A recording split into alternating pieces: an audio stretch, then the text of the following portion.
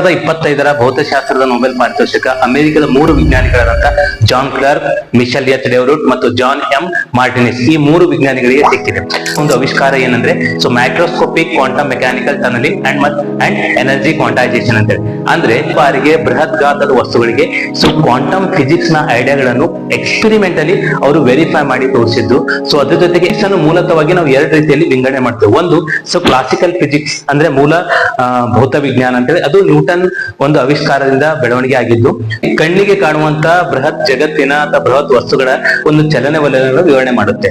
ಅದೇ ರೀತಿ ನಾವು ಕ್ವಾಂಟಮ್ ಸೈನ್ಸ್ ಅಂದ್ರೆ ವಿಭಿನ್ನವಾಗಿರುತ್ತೆ. ಕ್ವಾಂಟಮ್ ಸೈನ್ಸ್ ಅಂದ್ರೆ ನಮ್ಮ ವಸ್ತುಗಳನ್ನು ಅತ್ಯಂತ ಚಿಕ್ಕ ಕಣಗಳಲ್ಲಿ ವಸ್ತುಗಳಲ್ಲಿರುವ ಅತ್ಯಂತ ಚಿಕ್ಕ ಕಣಗಳ ಚಲನೆಯನ್ನು ನಾವು ವೀಕ್ಷಣೆ ಮಾಡಿದಾಗ ಆ ವಸ್ತುಗಳಲ್ಲಿರುವಂತಹ ಚಲನೆ, ಆ ಕಣಗಳ ಚಲನೆಯಲ್ಲಿ ನಾವು ಒಂದ್ ವೇಳೆ ಆ ಕಣ ಇದೇನೆ ಅಥವಾ ಅದು ಒಂದು ಅಲೆ ಇದೆ ಅಂತೇಳಿ ನಾವು ಗುರುತಿಸುವುದು ಕೂಡ ನಮಗೆ ಕಷ್ಟ ಸಾಧ್ಯವಾಗುತ್ತದೆ.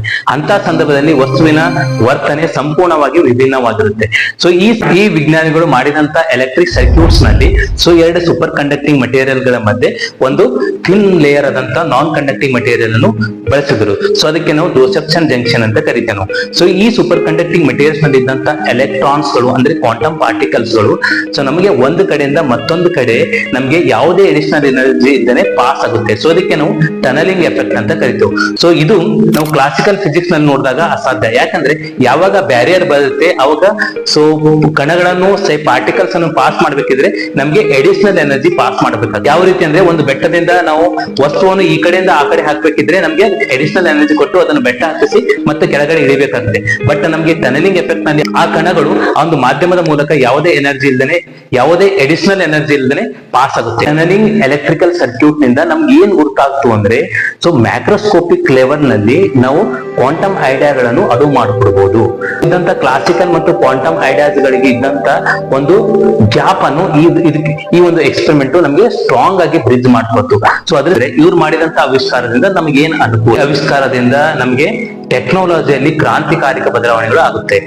ಇದು ಕ್ವಾಂಟಮ್ ಕಂಪ್ಯೂಟಿಂಗ್ ನಲ್ಲಿ ಬೃಹತ್ ಬದಲಾವಣೆಯನ್ನು ತರುತ್ತೆ. ಮೆಡಿಸಿನ್ ನಲ್ಲಿ ಬಳಸುವಂತ high precision instruments, for example ನಾವು MRI ಅಂತ ಸ್ಕ್ಯಾನರ್ ಮಷಿನ್ ಗಳನ್ನು ಬಳಸುತ್ತೇವೆ. ಇವುಗಳಲ್ಲಿ ಇದ್ರ ಜೊತೆಗೆ ನಮ್ಗೆ ಕ್ವಾಂಟಮ್ ಫಿಸಿಕ್ಸ್ ಮತ್ತು ನಮ್ಗೇನು ಕ್ಲಾಸಿಕಲ್ ಫಿಸಿಕ್ಸ್ ಇದೆ ಇವೆರಡರ ಮಧ್ಯೆ ಒಂದು ಬೃಹತ್ ಸೇತುವೆ ಏರ್ಪಡುತ್ತೆ ಅಂತ ಹೇಳ್ಬೋದು. ಕ್ವಾಂಟಮ್ ಆವಿಷ್ಕಾರದಿಂದ ಟೆಕ್ನಾಲಜಿಯಲ್ಲಿ ಬೃಹತ್ ಬದಲಾವಣೆಗಳು ಆಗುತ್ತೆ.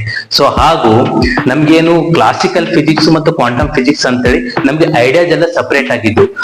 ಈ 2 ಐಡಿಯಾಸ್ ನಮ್ಗೆ ಎಕ್ಸ್ಪೆರಿಮೆಂಟಲಿ ನಮ್ಗೆ ಪ್ರೂವ್ ಆಗಿದ ಕಡೆಯಿಂದ ಏನಾಗುತ್ತೆ ಅಂದ್ರೆ ಒಂದು ಬ್ರಿಡ್ಜ್ ಸಿಗುತ್ತೆ. ಈ ಬ್ರಿಡ್ಜ್ ನಿಂದ ಕೂಡ ನಮ್ಗೆ ಸಂಶೋಧನೆಯಲ್ಲಿ ಮತ್ತು ಬಗ್ಗೆ ಅರ್ಥ ಮಾಡ್ಕೊಳ್ಳಲು ಕೂಡ ನಮ್ಗೆ ಹೊಸ ಒಂದು ಆವಿಷ್ಕಾರ ಆದಂಗಾಗುತ್ತೆ.